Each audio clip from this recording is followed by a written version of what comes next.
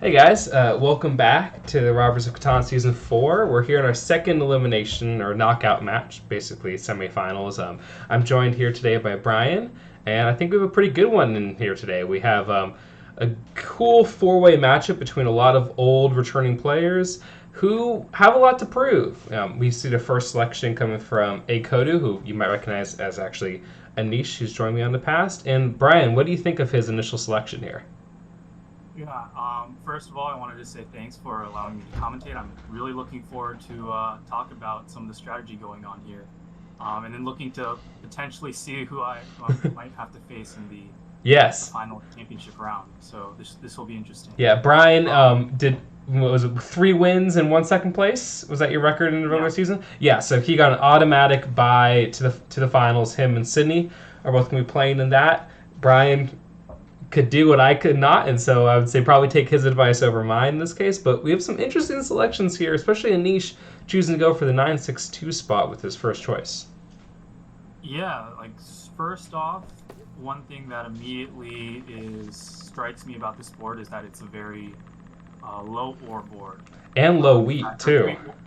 And low wheat, yes. I mean, wheat, there's at least two 4 tiles and a 6 tile, but or really outside of that 9 ore tile, the 11 ore is not really reliable. The 2 is, you really can't bank on that. It's almost a desert tile.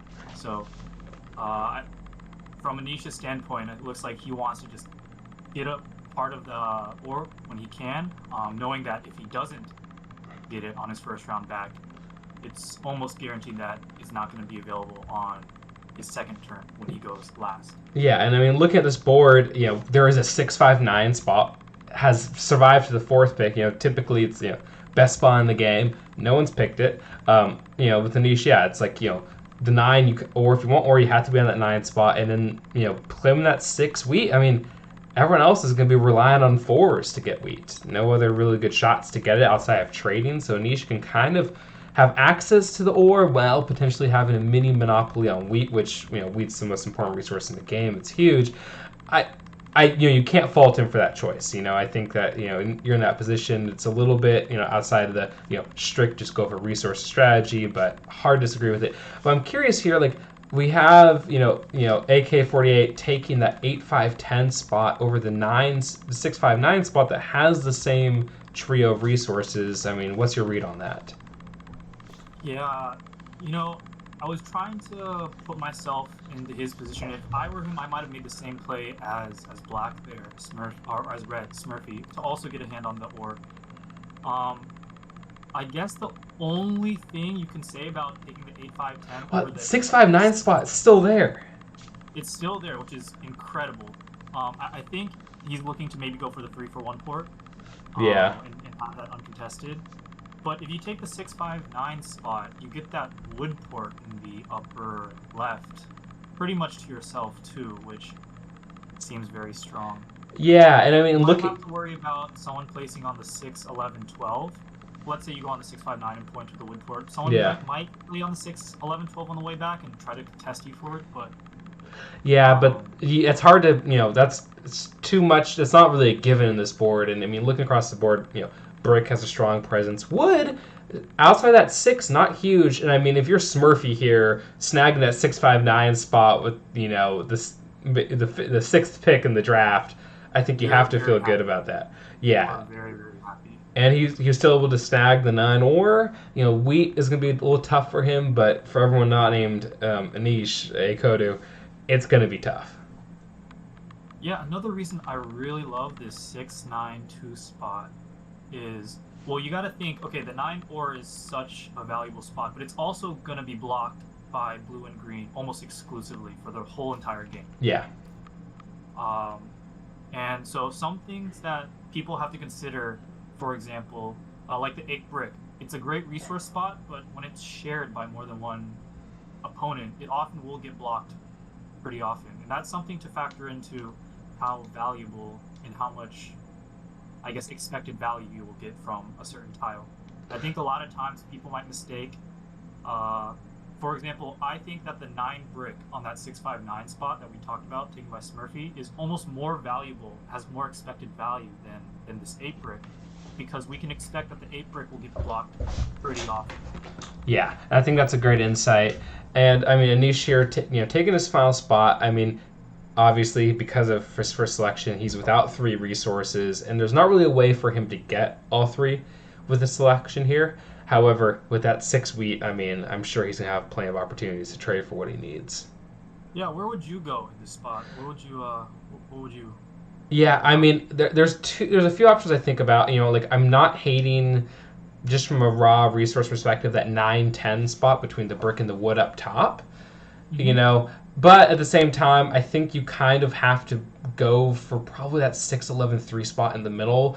Like, know that you're not going to have any access to ore, but there's going to be so much ore flying around, you can probably trade for that. And it gives you a better potential to build somewhere else and add to your empire. You can go to the left to get a spot.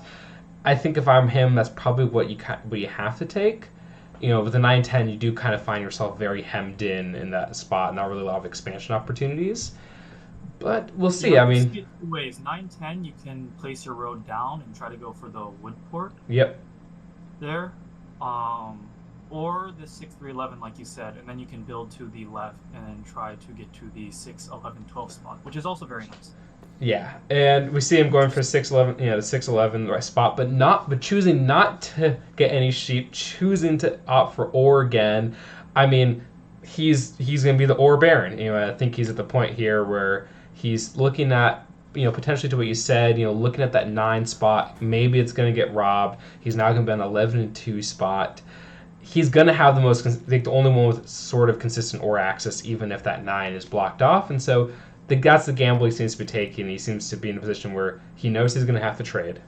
And so he's like, well, I might as well double down on my strategy. That is true. And it is good to notice that there will be a lot of sheep on this board throughout the rest of his opponents. So it's really going to come down to, can Anish pull off a lot of ore for sheep trades to buy some dev cards to get to the spot. He is being a little greedy, though. He pointed his road to the left, trying to go for the 3-11-10 spot. The only thing I have to say is he's most likely going to be racing with either red or green, and they can build roads way, way faster than black can. So he is at a risk of being plowed, as they say. Yeah, and he is in the position here where, because he's selected last in the second round, he's going to be the first one to kind of get a jump on that, because Smurfy and Aaron are pointing away, and we can say Aaron obviously is prioritizing that 11-4. I think that that makes a lot of sense for him, just given what he has. And so Anish seems to be in a 2-legged race against Smurfy right now. However, he does have that initial early advantage. And I said, if he's the gatekeeper of ore and wheat, then he can probably leverage that as he wants. And the rolls have been good for him so far. He's gotten already another ore. He's gone already another wheat. He's got 8 resources in hand. I don't think he can build anything at this point. I mean, he's not too far from a city, but he's not there yet. But we see him making a trade here, probably going for that settlement on that 11-3-10 spot early. Let's see. We'll see if he builds there. I mean, he just traded with green, and green might try to trade him to get him to the road, only to just cut him off at the spot at the very last second. Because the problem with the Nisha's setup is he needs to trade for another brick and another sheep. So yeah, he is very much at the mercy of his opponents here. Yeah, and I mean, instead he was able to get it done at the on the first round. He gets another brick. Yeah. Yeah, I mean, and if you're a niche, every time anyone offers a brick or anytime anyone offers a sheep, you kind of have to take it. Right, and the best part is he's getting this brick. He's trading away for wood, which is resources that he's fine with giving away. Yep. If anything, if I'm the opponent, I would want to give brick or sheep for. I'd have to charge him an ore for it, or some stone. Yeah, great insight. I mean, he's of course got pretty good resources on those timber spots, and yeah, without the the bricks, there's gonna be a lot of surplus wood for him. I mean, pretty much all of the sheep or all of the ore and all the wheat he can use or trade. But trading away that early wood for a brick, I mean, you're a niche. There's a reason he snap selected. I'm gonna take that trade. Yeah, so he's only missing. Black is only missing a sheep to be able to settle. Yeah, and he's gonna have to trade. Maybe another wood. Yeah, and maybe another wood, but we don't know yet. His 7 cards in hand, so it's probably not I'm trying to think. 7 cards in hand. He has Or no, two Anish has ore, 8 two coaching ore, and 1 5. sheep. Yeah. Oh yeah, Anish is 5. Sorry, I was AK with the same abbreviations. Yeah, so we know he has 2 ore. We know he has 1 wheat. I can't remember what he has for the rest. I mean, could easily have another wood there.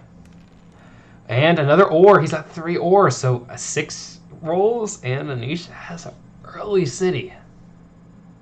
Right. Now the question here is, do you even take the early city?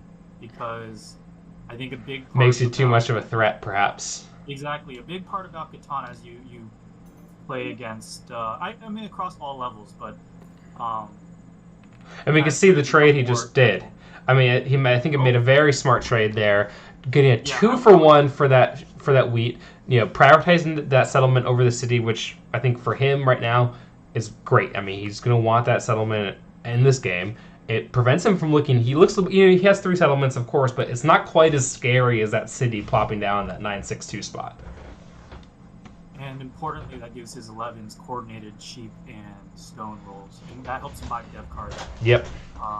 Anish, if you're black, you're not going to get longest road realistically, so you have to look for citying and buying dev cards for largest army.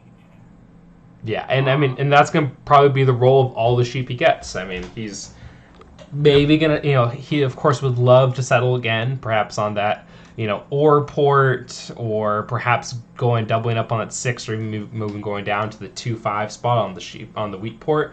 There's settlement opportunities for him, but they're gonna be so hard to come by that anytime he can buy a development card, he probably should. And we see 2 quick 7s getting rolled.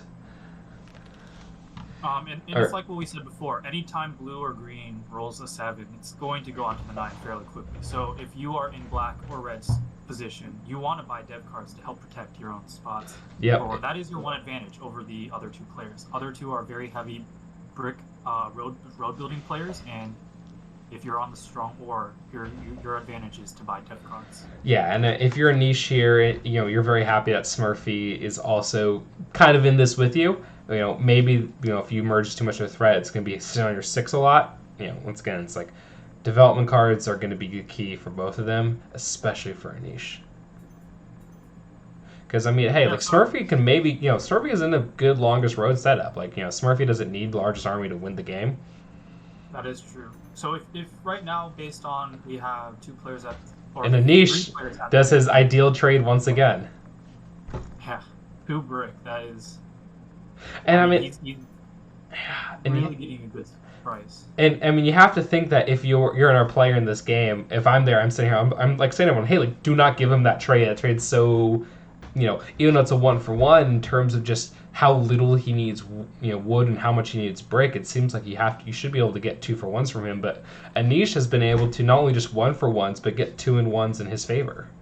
And you just bought another dev card. Another 7 is rolled, but it's probably going to go. I mean, where would you place this, Robert, here if you're blue? I mean, I think I'd probably put on a 6 wheat. I mean, I think you're in a position here, where Anish is quickly emerging in a position where he's very scary. And I think that, that first selection, I think, we talked about, he didn't go for, the 6-5-9, the 8-5-10. He went for a spot that is lower in resources, but was very well positioned. And, ever since then, he's been able to capitalize on it quite well. And we see it quickly moving.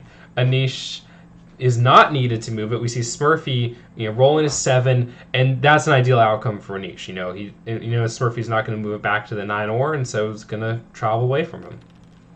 I'm a little curious as why Green selected the 8 brick over the 8 sheep at the bottom when there's 3 settles on it. Yeah, I think that and it's in a position too where brick is, yes, you're cutting green off of brick here, but I don't know how scary that is. Yeah, and if you're looking at blue's path to victory is definitely getting on the sheep port in the upper right. He's hoping a lot of 8s and 3s rolls, and he's going to port his sheep for a stone because he's going to need a lot of cities to eventually win too. Yeah, and Smurfy up here at 8. Ooh, Anish getting ore from every single direction. So right now, it's still early game. I don't think it's really easy. Who is your favorite right now, you think? I, it's hard to argue against a niche. In black here, I think that we've been talking all game about his where he is. It's so I think what's more interesting here is maybe talking about some of the challenges I see for him, and I think that there's some interesting things going on for each of his competitors. I think Smurfy sitting here. Let's see what Smurfy can do with this. Obviously trying to go for that settlement up top. Gets it done. I think that's this now. I'm thinking of point like I think Smurfy's a sneaky choice here, because Smurfy does have that raw resource production from the 659 spot. Was able to stack it late. Was able to get that 4911 spot. So he's the only person on the board that has access to every single resource. Right. And like we mentioned, is probably the only one who can fight for longest road. Yes. She has this, or Smurfy Green has the 6 strong wood, relatively strong brick, and the most important part is her settlements are all continuous in the upper region. Green and blue also have great road building resources, but they're completely separated. Yeah. Yeah. She has the double whammy. She only has the most production from road spots, but she also has the best located spots, and of course has that early lead. In that third settlement, going that 3-for-1 port, going to be huge. I mean, Smurfy's going to be getting lots of resources this game. Can now trade in and has the flexibility. There is an option of maybe going off, building on that 6 wheat spot to the right next to the desert if she needs a little bit more wheat. Going out to the left to that, timber port.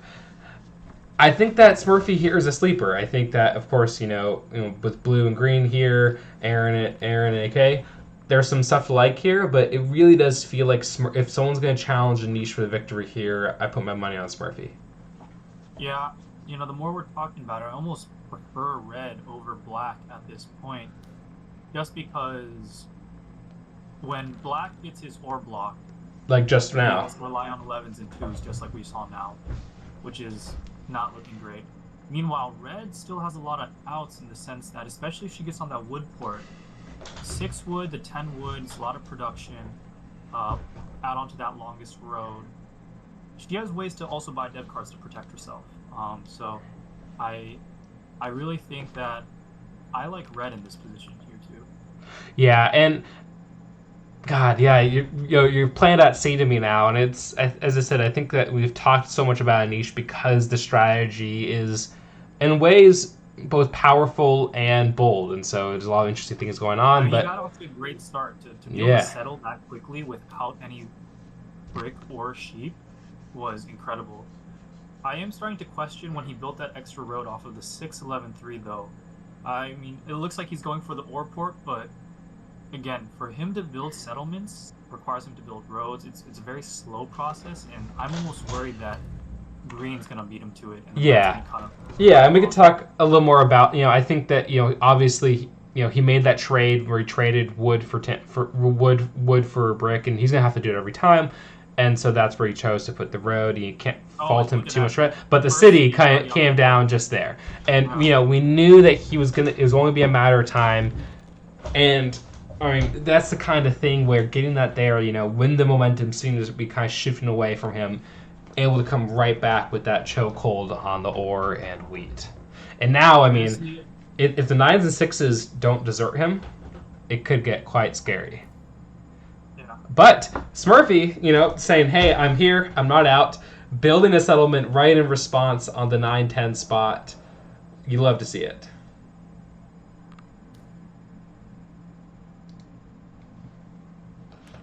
And coming straight back with another 10 here. I mean, it's getting interesting here.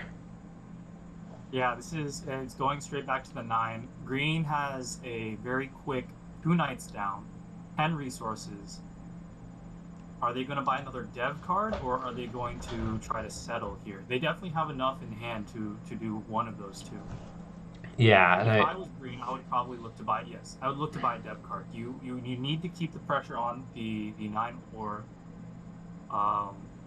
and in the meantime get largest army at the same time. If Green can somehow hold on to largest army, and restrict Black from it will really hurt Black's game in the long run.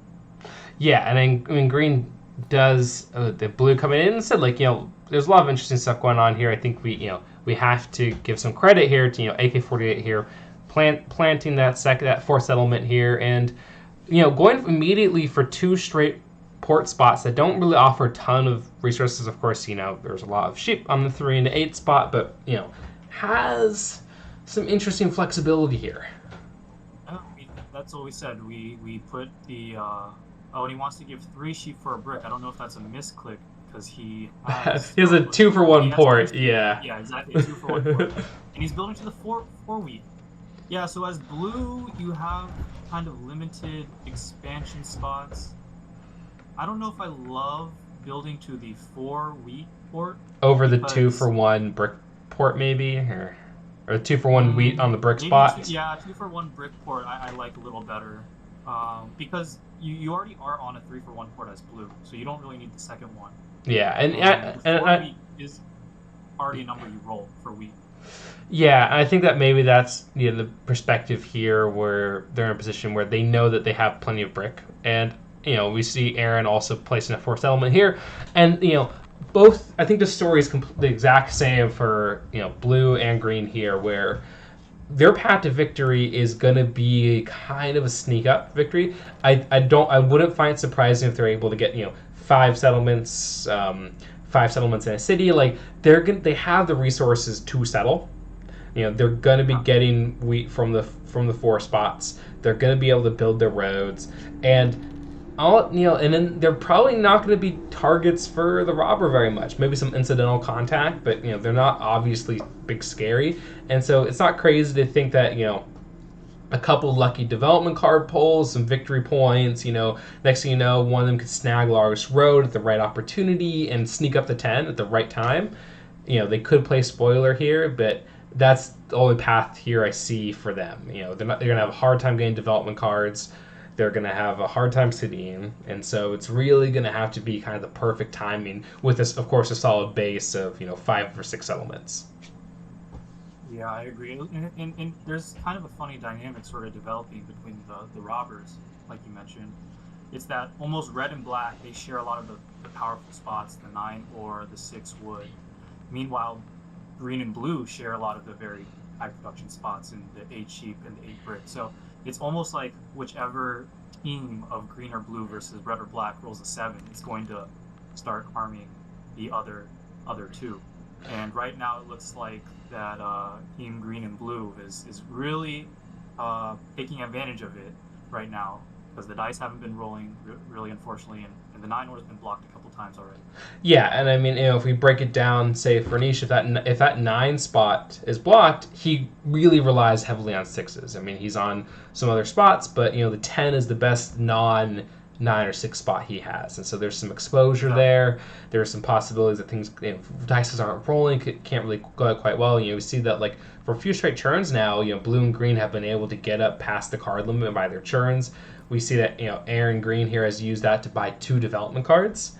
Already has 2 knights, and that's what we talked about. Like, not going to get a ton of them, but the 11s have been rolling just enough that he's been able to buy 4 development cards, and he's put them all to really good use. And instead, like, if Aaron has another knight here, gets largest armies at 3, has a pretty good lead on that. Like, next thing you know, build a few more settlements. If that's a victory point in hand, can just go to 10. If this was a game where you're asking me who's going to be the first one to get to 15 or 14 or 12, I would say it's red or black, no problem at all. But just to get to 10, you see some paths here, especially for green. Now, I'm actually very surprised that we see Anish rolls a 7.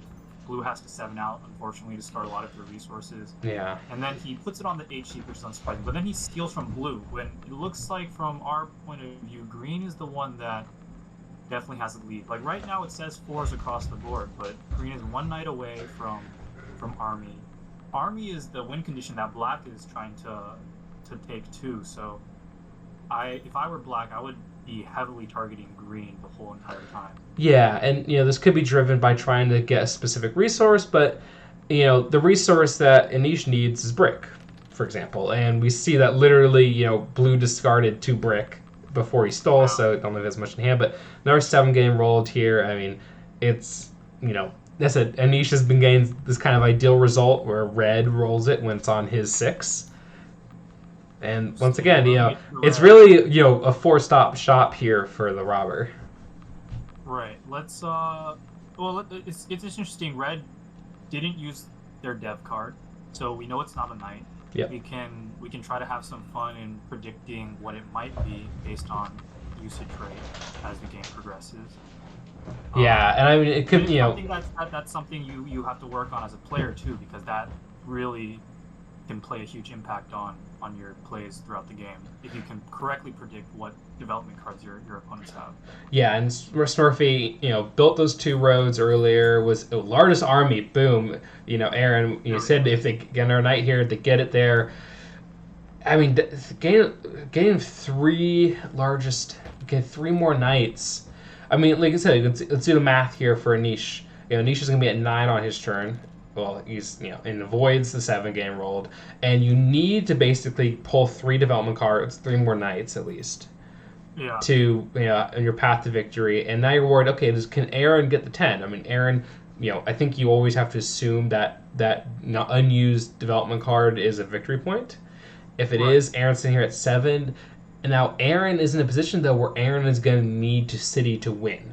Or just get very lucky with development cards. Because Aaron's going to probably place their 5th settlement, not have any more settlements to place. We'll have to then city and settle again to reach 10. He's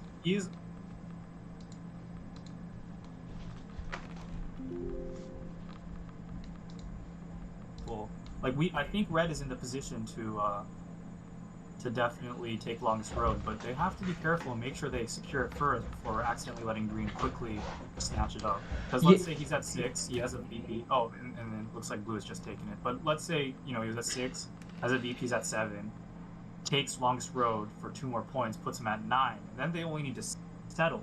And now we'll give him the win without even needing to city up. Yeah, and the ideal case for green.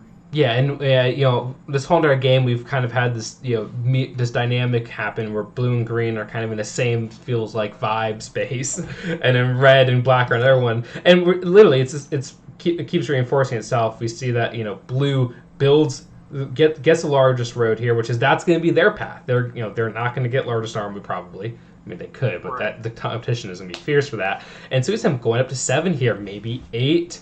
But once again, they're in a position where they've used all their cities or all their settlements. They need to have another city and a victory or something like that. And so, it's going to be a question of can they lock down that city before red and black come back and use their raw resource edge that they have, or in the case of black, that strategic resource edge to pass them. But I mean, this 9 game block is just. Yeah. That's been backbreaking for Anish, and I think you talked about it earlier about taking into account the robber strategy here, and this could be an Icarus situation for Anish. Yeah, I like that phrase. Icarus situation is when you start off too hot, and pacing is such a big strategy in Catan where you can't go too far ahead because most players it's a very psychological game, and if you get too far ahead, people get irrationally afraid of the leader, and they end up overcompensating by overblocking the leader, letting someone else sneak in and take the win. Yeah, it's a very strong early strategy, but it's a little linear, and we talked about that. That was the part of the strength was the fact that it was so linear in this board that was a little skewed. But now the weakness has been exposed. He really hasn't been. I think the big thing that for Anish here is he hasn't been buying development cards. He's bought a single one. He's buy dev cards with the same ferocity as green has been. To also for the same reason, green wants to protect. Every knight that green or blue has not only frees up a big spot like the 8 sheep for them, but it also destroys the ore production on this board, which is their only advantage. Oh, and there's another knight. So. Yeah. So Aaron's not quite as close to victory as we think. But builds that 5th settlement. We talked about it. Now needs that city, has been blocking it, and I do think it's interesting to note here. If you're Smurfy, I had the thought when they first built those two roads down to go to the 2-to-1 port. It was an interesting choice to me because they could have extended on the bottom and used the same amount of road resources. They're in a position now where, of course, they can quickly connect and steal back largest road, but they're in a position here where, if blue can kind of, I said, blue literally did the thing they needed to do. And that's the thing. Could be at 9. Yeah, blue could be at 9 right now. And they said like blue needs to get a city to win, but if they get a city as they just did, they're very close. And that kind of giving that breathing room, Smurfy giving that breathing room by not getting largest road, it could be dangerous. Oh, we see a monopoly getting used, so they're not at 9, but this might be better because with 14 to go and steal all the wood on the 3-for-1 port. Man. It might be a game soon. I think if he gets that settled. I was going to say, if I'm black here, I'm telling the rest of the board, hey, I'm so far behind. If we let blue settle again, it's almost game over. I mean, blue's at 9 now. Like, blue just needs to get city resources, pull a VP. I mean, you need red to take back largest road and never give it back here. Yes, that is true. There is essentially a timer. I think if red doesn't take longest road this turn, by the time it gets back to blue, assuming no robbers, no 7s out, it's going to be game over. Yeah, and I need a road and settle on the 5 brick. Yeah, and I mean, of course, blue has been fantastically productive. Has been able to build lots of settlements, get lots of cities. But we talked about it. Like, that strategy for blue and green is they're going to have these moments where they kind of open their window and they capitalize on it. And I mean, Anish now is, it's hard to say he's maybe out of the game, but I mean, he's sitting down here at 4. I mean, say maybe can come back with a vengeance, but I mean, if I'm red, I'm asking these people, give me all your brick. There's no wood because the wood's just mono, but give me all your brick. We need to extend the road, or else we're all gonna lose. Yeah, I mean, red using that knight, got to move it down. Yeah, moves it down. Tries to knock off the sheep protection, trying to prevent that development card, victory card being pulled. Probably that would be my guess here. Does not seem like. Also, just an 8 would win for blue. It'd probably give him enough to settle. Yeah. 8 can't settle still though, because 8 has 5 settlements out. Oh, that's right. Or blue, he does need to city. He does need to. Yeah, he doesn't. Yeah. And he says, all right, Smurfy not able to connect the roads, buying our development card. I mean, Anisha's window is staying open. Or AK is staying open. And I said, if you're Anish here, we talked about it, like, yes, you're only 1 behind Smurfy for, last place, but if, the world where you don't lose to blue here is the world where Smurfy goes up to 7. He also needs just 6s to roll a ton. And I think now that blue's at a hard 9, he's going to be a strong target. Interesting to note that green did not use their dev when it was on their own 8 sheep, so it might not be a knight there. And it makes sense. A lot of knights have been played. There's 14 knights in the deck, but already we see 7 down. We've seen 1 monopoly, no road building, no year plenties. So yeah, there's a lot of good utility dev cards. Wow, that 5 spot seems like a genius. And I would say, Anish able to build this city. And I said, and if he's fighting, he's fighting, but it's starting to get very scary, because even if blue loses largest road to Smurfy and they both go down to 7, Smurfy has a development card in hand. Aaron could be at 9 with the VP. It is right. It is Anish, definitely fell into that hole where, the knight was on him a bunch when his spots were being rolled. It was blocking his spots, and the 9s and 6s weren't rolling a particularly huge amount, especially the 6. And so it seemed like the second we started talking about everyone else's hopes to victory, they started capitalizing. Yeah. Okay, she just traded the sheep for brick, and I'm saying to the rest of the board, let me get longest road. Let's knock blue off of 9. Yeah, but I mean, the scary thing here still for red is they only have a 1 road lead over blue, and they really can only build 1 more road from before they kind of are stalled for a bit because of the shape they took. Right, unless they connect but then they're going to be building useless roads until they connect to their other settlements. So yeah, it's a very temporary lead. I'm more scared of green at this point. Green did not use another one of their dev cards, so they have 2 unaccounted for non-knights. Yeah, I would not be stealing from blue anymore. Blue temporarily is not the largest threat. And this is what I was talking about. A lot of times people take lead and people end up hammering the person who they thought was too long, and then they let someone else slip by. Yeah, the tides are shifting, it feels like, every single turn. I mean, yeah, the blue obviously was scary a second ago, but now they need to build 2 roads. And yeah, we're talking about, Smurfy can really only get up to 9 effectively. But, blue also, if you look at blue's path, they can really only get up to 11. So they don't really have necessarily a ton of long staying power. Blue and red are going to be fighting. There's a scary scenario where if blue gets it at the right time, they get the victory point or the city. But it's a few things have to go right at the same time for him at this point. Versus, if you're looking at Aaron here, maybe they could be a bunch of knights in hand, in which case you're a little less scared. But you kind of have to assume statistically that at least one of them is not a knight. He didn't play the knights. If there were knights, he didn't move them when they were on his 11. Yeah, and maybe he's in a position where he thinks that they're better used for later. But especially if he has 2 now, think that he'd use them.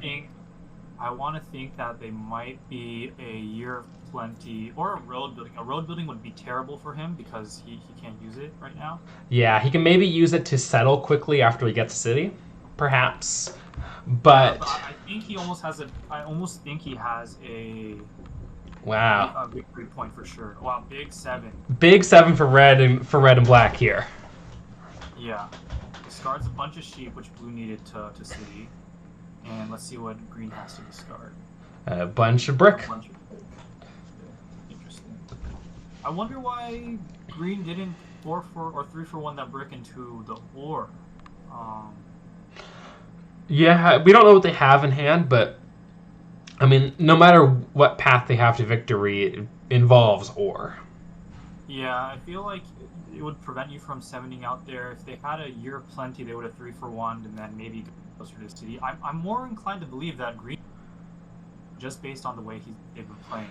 Yeah, and a monopoly. I mean, there's been a lot of chances where a monopoly could have been used to great effect. I think. Yeah, it doesn't. Yeah, I mean, it could be a victory. I would say if I had to put my money on it, 2 VPs or a VP and road builder. Yeah, or a road builder too. Yeah, where it's kind of useless. But see, if I'm in that position, I would almost use that road builder, show that it's useless. Yeah, make yourself less scary. Yeah. Exactly. Yeah, and you know it's not going to do anything in your hand. If anything, it's just making you intimidating. Yeah, and I said we'll get some additional verification here on Aaron's turn. I mean, there's if Aaron perhaps could have been sandbagging a knight, didn't really want to use it, but if Aaron doesn't use a knight here, which seems a pretty obvious choice, doesn't do it, rolls a 7 instead, it's not a knight, and so even if it wasn't even if it was a knight and they're trying to sandbag, it just makes you scarier to have that in hand. I'm not hitting blue. I'm definitely hitting red. Red hasn't used their development, so I'm guessing red has a knight VP. Green has 2 VPs. Yeah, and I mean, and it's a little tough here because they're so close visually, and I think that sometimes we have the advantage when we're watching it because all we're doing is we're not thinking about our own moves. We're just thinking about everyone's moves. Exactly. But they could be falling into that trap where they're the perception of who's the threat is a little delayed, and this is a big roll here. An 8 for. Yeah. Tons of brick. Yeah. Does he have 9 cards? Does he have enough for another city? Yeah. Oh, yep. Seems to be trying to take longest road back, which can't fault them for that strategy. I don't know if I agree with that though. You have the 10 when every time it rolls you get 2 weeks. Yeah. So I would just try to focus. Okay, he buys a dev card. Yeah, I think smart move. I think that yes, they do need largest road, but there is an element here where we talked about the fact that they don't really have a lot of long-term road strategy. It's kind of going to be they're going to burst and hold on to it, and once red takes it back, red kind of will have it for the rest of the game just based off the board structure. You don't want to build too quickly as blue. You want to just build 2 roads instantly. You don't want to build 1 and then make it seem like a threat. Then red's going to have to extend their roads. Yeah, and so it looks like, while they do have the city on that 10 spot, they do have much less consistent access to wood than brick, so it seems like kind of, buying a development card, which, we think is a good strategy here, and, banking that wood for later when they need it. We'll see what red does with 9 cards here. Yeah, and if you're red here, unless I said I do think you kind of have to try to cement your hold on largest road here, be a bit proactive, because the fact that it's built two roads and it doesn't even extend. Exactly. Original structure. Yeah, but now builds one more road, and she will basically almost put it completely out of reach for blue. She'll go up to 10. Yeah, 1, 2, 3, 4, 5, 6, 7, 8, 9, 10. Max blue can be at is 11. 6. Right? 1, 2, 3, 4, 5. Yeah, 11. Yeah, and so 10 isn't out of reach, but I mean it's very close. She Builds just two more needs roads. One to connect and then one to extend to basically lock longest road. Yeah, and so I mean if you're blue, you're getting long. If you're gonna get longest road, you're gonna get it on this turn. Otherwise, I think your window is quickly to take longest road is quickly disappeared. Yeah, and I mean Smurfy has 6 cards in hand. Gets road building resources so easily. Wow. Aaron, traded in the family farm for the development card. I think he was trying to pull for the win right there. He was like, screw this. But I mean, at this point, with so many knights being played, the dev deck is very hot. What I like to say, because in general, any non-knight development card is very, very powerful. Even your plenty is nice because it helps. You can get 2 ore, 2 wheat, or wheat to city up. Monos are absolutely insane when used correctly. So he was probably playing off of the odds. Oh, and Anish Anish doing, I think, to kind of hammer in the fact that 6s have not been rolling, trades in 4 ore for a single wheat, even though he has a city on a 6 wheat. Yeah. I mean, it's the high variance setup, like we said. If 6s roll a bunch, Anish will get tons of resources. I think we're also at the stage where no one's really likely to trade with anyone else, except for maybe Black, who is in last place. Yeah. I would be, as red, blue, or green, I would not want to make any other trades, because everyone else seems very close at the moment. Yeah, and I think, green just continues to be so scary with those, but it's all because of those development cards in hand, and it's been shocking to me how effectively, Anish, if you told me at the start of the game that the rest of every other player would have more development cards used than Anish, yeah, I would be shocked. Speaks to the 9 being blocked early, and then Anish, I think he had to prioritize instead of citying. I think he had to prioritize just buying dev cards. Yeah, but 11s haven't really rolled, so he doesn't get the sheep. 6s haven't rolled, so he doesn't get the wheat. It's been tough. Yeah, and Aaron here is at 5 cards in hand. He doesn't use another. He doesn't have another. He doesn't use the knight, and I think maybe you're in a position here where you're still scared. You're still scared of blue, and you're still scared of that spot, and so maybe he's just saying, "I want to keep it there."